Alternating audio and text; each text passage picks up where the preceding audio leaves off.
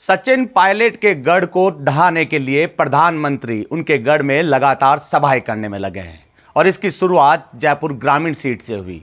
दरअसल 4 सीटें ऐसी है जिसे सचिन पायलट का गढ़ माना जाता है। इन चारों सीटों का आंकलन भी हम आपको बताएंगे।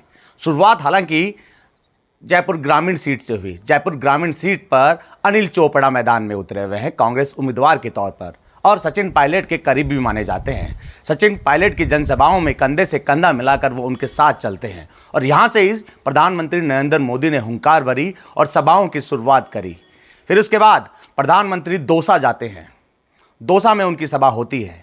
दौसा में मुरारीलाल मीणा जो कि सचिन पायलट गुट से आते हैं और जब मानेसर कांड हुआ था तब मुरारीलाल मीणा भी सचिन पायलट के साथ ही मानेसर में डेरा डाले थे।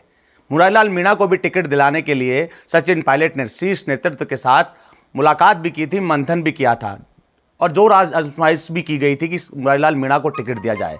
इस सीट पर हालांकि नरेश मीणा जो कि कांग्रेस का दामन थामते हैं, वो भी सचिन पायलट गुट से आते हैं। उन्होंने भी नामांकन भरा, लेकिन सचिन पायलट के मान मनवार के बाद वो वापस नामांकन ले लेते हैं और मुरारीलाल मीणा के लिए प्रचार प्रसार करने में लग जाते हैं। इस सीट पर भी प्रधानमंत्री नरेंद्र मोदी ने हुंकार भरी क्योंकि यह सीट मीणा वर्सेस मीणा मैदान में उतरे हुए हैं, यानी कि कांग्रेस से मुरारीलाल मीणा तो वहीं बीजेपी से कन्हैयालाल मीणा मैदान में है और उनको जिताने के लिए दोनों ही पार्टी के कद्दावर नेता लगातार जतन करने में लगे थे।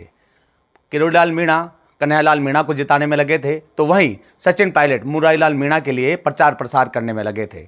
हालांकि यहां पर इन दोनों की प्रतिष्ठा का सवाल भी खड़ा हो जाता है, तो इस सीट पर मीणा वोटर साधने के लिए लगातार प्रधानमंत्री की ओर से सभा की गई। कई केंद्रीय नेतृत्व भी, राजस्थान के प्रदेश के मंत्री भी यहां पर सभा कर चुके हैं। अब बात कर लेते हैं अजमेर सीट की। अजमेर सीट भी सचिन पायलट का गढ़ माना जाता है क्योंकि जब विधानसभा चुनाव के समय सचिन पायलट को CWC का सदस्य बनाया गया था, उस वक्त सचिन पायलट ने टोंक में सभा करी, ब्यावर में सभा करी। माना यह जा रहा था कि सचिन पायलट अजमेर से भी मैदान में उतर सकते हैं, लेकिन सचिन पायलट ने टोंक से विधानसभा चुनाव लड़ा और जीत दर्ज करी। लगातार सचिन पायलट वहां भी सक्रिय रहे, लेकिन आज जिस तरह टोंक सवाईमाधोपुर सीट पर प्रधानमंत्री नरेंद्र मोदी ने फिर सभा करी और एक हुंकार भरी, कई मुद्दों को बनाने की कोशिश प्रधानमंत्री नरेंद्र मोदी के द्वारा की गई। यह सीट भी सचिन पायलट का गढ़ मानी जाती है। आपको बता दें, यहां से हरीश मीणा वो भी सचिन पायलट गुट से आते हैं और लगातार सचिन पायलट के साथ मंच साझा करते हुए दिखे हैं और यहां से सुखबीर सिंह जौनपुरिया बीजेपी से उम्मीदवार के तौर पर मैदान में उतरे हैं। तो यूं कह सकते हैं कि सचिन पायलट के गढ़ में सेंधमारी के लिए प्रधानमंत्री की ये सभाएं उनके क्षेत्रों में ही देखने को मिल रही है।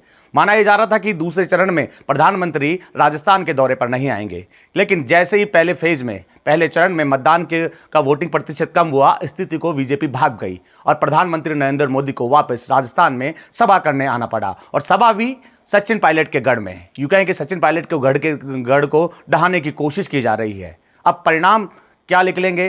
क्या प्रधानमंत्री सफल हो पाएंगे या फिर अपने गढ़ को ढहाने से सचिन पायलट बचा पाएंगे? बसंत पांडे, TV9 जयपुर।